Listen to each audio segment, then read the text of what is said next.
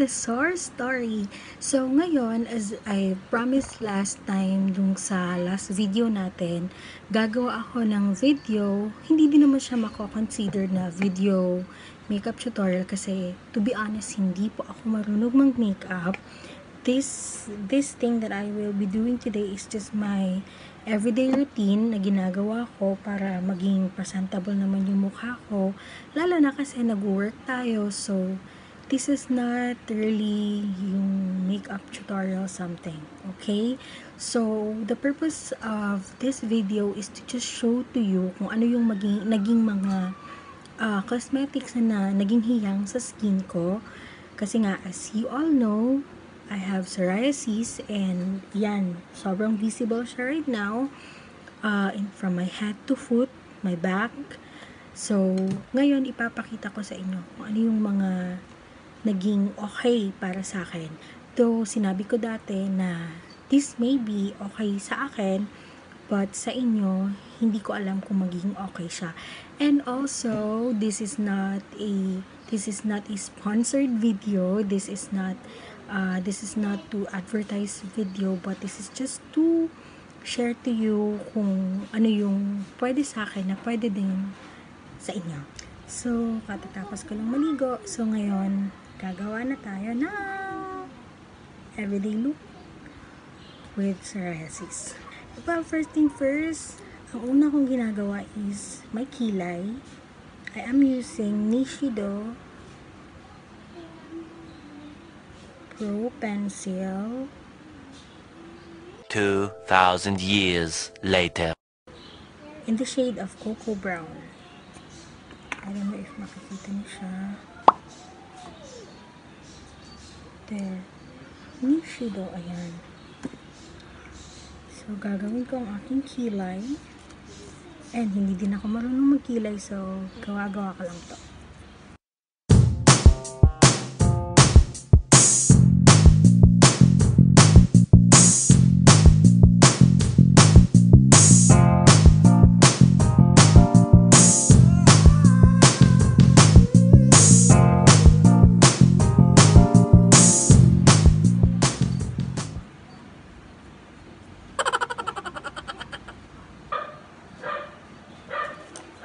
Okay, feeling ko pantay na siya. Feeling ko lang.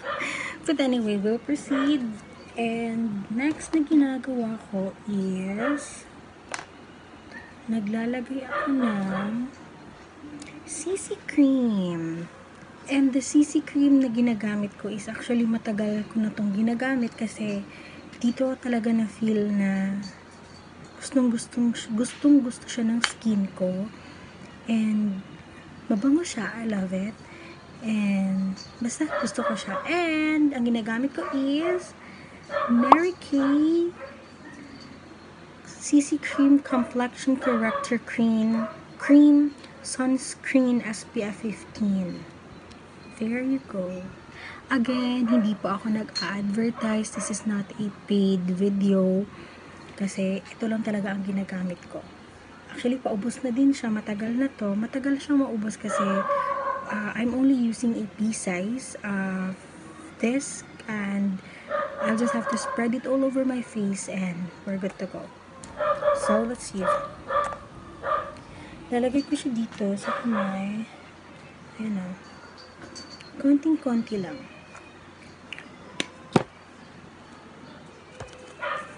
And ang aking mirror din is from Mary Kay. Ang ingay ng aso ng kapitbahay.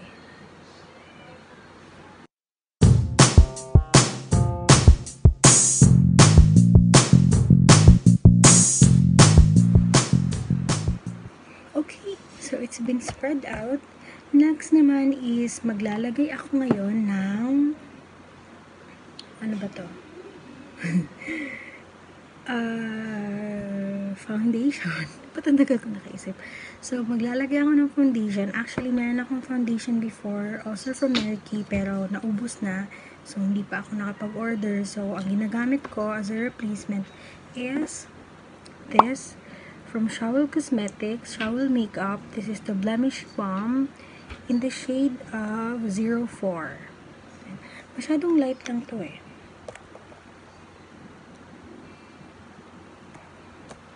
Marami na din ako na-try ng mga foundation pero hindi ko gusto. Ayan, very light ang puti niya. Pero, okay lang kasi isa-spread din naman natin siya sa face.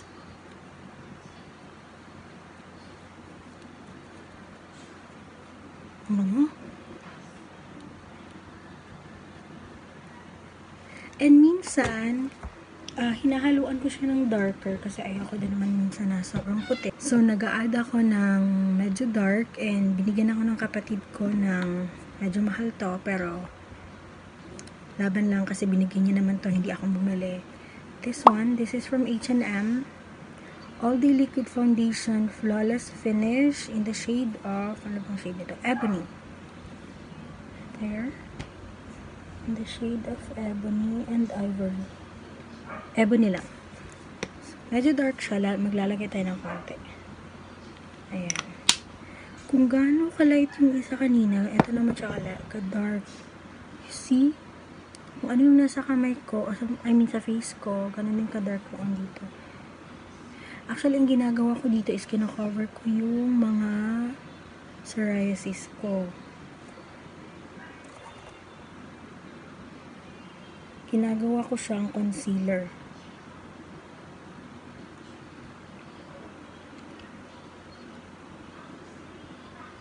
May mga spots. Ayan, lumalabas na naman ang mga friends ko. Ayan, may nakuha talaga tayong flake. Ayan, at kung napansin nyo, dark pa siya. Cover natin yan maya-maya. Magdadagdag ako nito.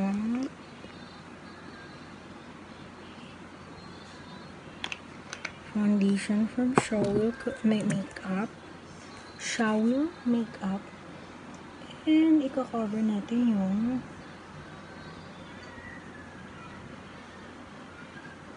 nilagyan natin kanina ng darker foundation.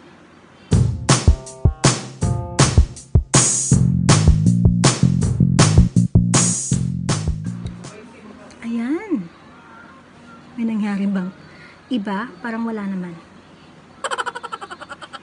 Okay. So, we're done with the foundation and the CC cream and everything. Actually, minsan, ginagawa ko kasi hindi ako marunong maglagay ng parang lining highlighter sa kilay. Foundation nilalagay ko, ginagamit ko ito and ganun lang, mga ganun linya-linya. And ngayon, next thing naman natin gagawin is, ano ba? Tapos ng kilay. Maglalagay ako ng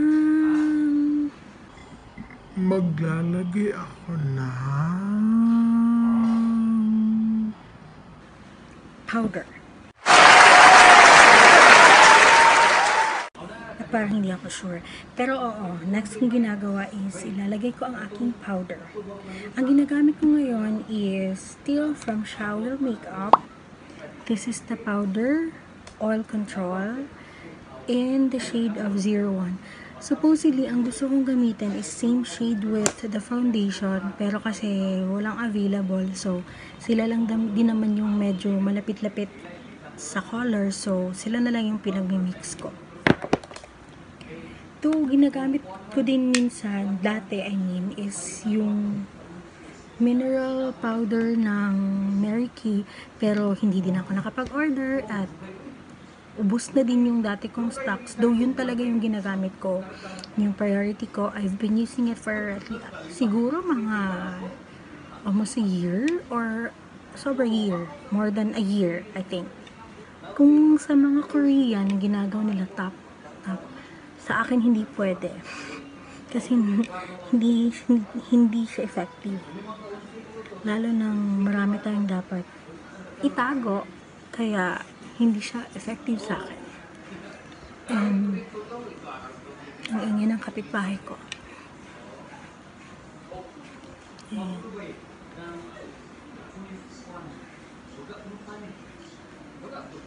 Hindi ko na mako-cover itong mga masyadong visible na mga spots.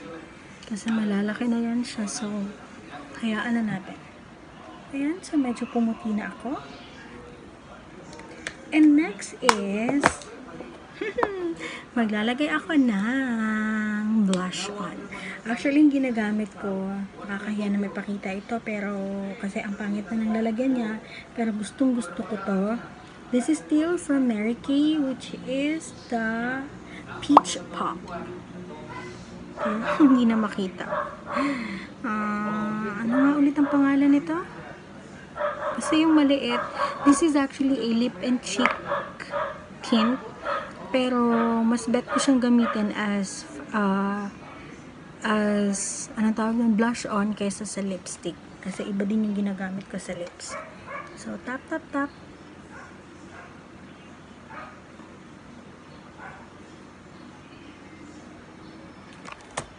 If itatanong nyo kung bakit nauna yung foundation, yung powder ko kaysa sa aking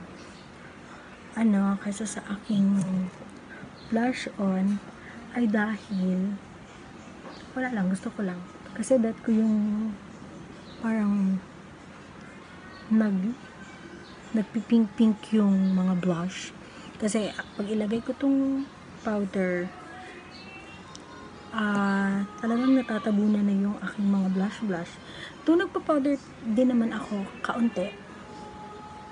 Ayan. Ayan na naman ang kapitbahay kong nagbebenta ng sweet corn. Pakinggan nyo. Parang tikoy, pero sweet corn yan. Cover ko ng konting powder lang. Ayan. And then, next is pilik mata.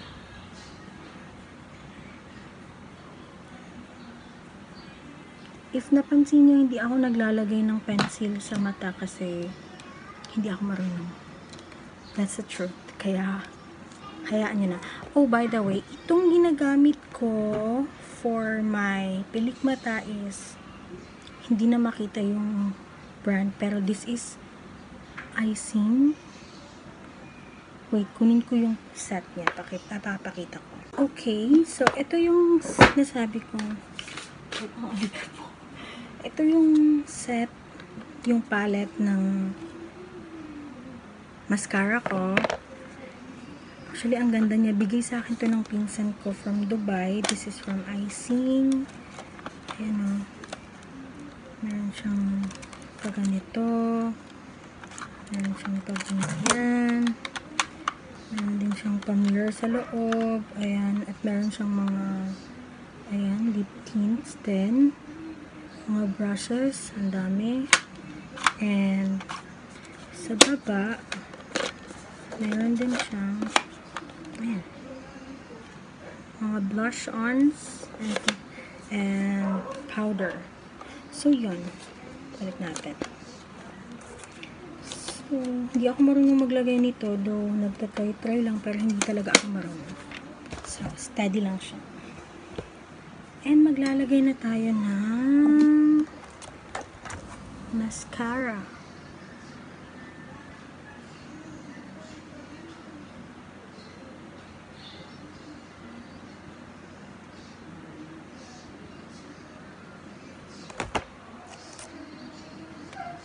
Hindi ko alam anong shade nito, pero ang nakalagay is number 5. Number 5. And last but not the least is ang lipstick. This is very important, very essential. Bahala ng walang kilay, what at lahat. Basta may lipstick. And ang ginagamit ko is At Play from Mary Kay. There you go. Pa tayo makita. Ayan. In the shade of, anong shade nito? Envy, Red Envy. So, gustong gusto ko to.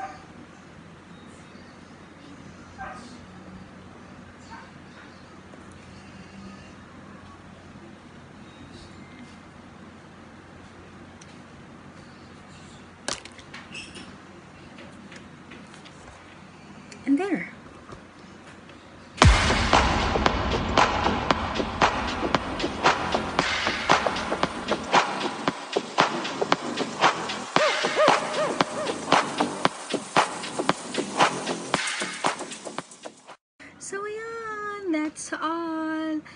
short lang yung mga yon. Pero ito talaga ang ginagawa kong makeup routine everyday pag gumagawa ako ng, ano daw, ito yung ginagawa kong daily makeup pag nag-work ako.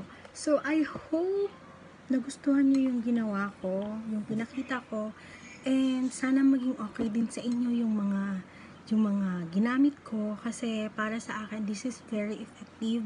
So gaganda pa rin tayo kahit meron tayong psoriasis with the cosmetics na hindi siya danger bang term nun, o hindi siya masama sa skin natin. And for the beauty skincare tips, ano bang tawag dun? Gagawa din ako ng another video kasi syempre meron din tayong ginagawang pang paganda ng skin. So, isi-share ko din sa inyo kung ano yung mga ginagamit kong mga facial wash, yung mga lotion, yung mga ganon, para din naman makatulong sa inyo. So, that's it for today, guys. Again, if you haven't subscribed yet to my channel, if this is the first time that you've watched my video, please like and subscribe The Source Story by Ruby, and also follow me on Instagram and on Facebook, The Source Story. And please hit the bell button for the notification for my new videos. Thank you so much for watching. I love you and God bless you guys.